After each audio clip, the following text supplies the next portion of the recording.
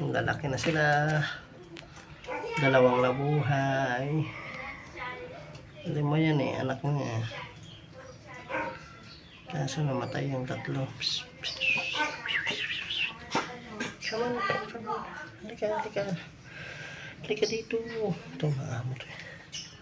Tali na, dito. African hairless.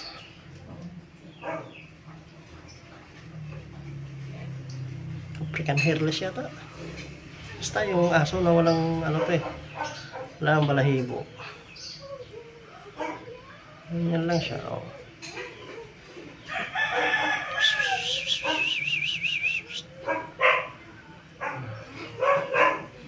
Tatlong linggo na tong mga to.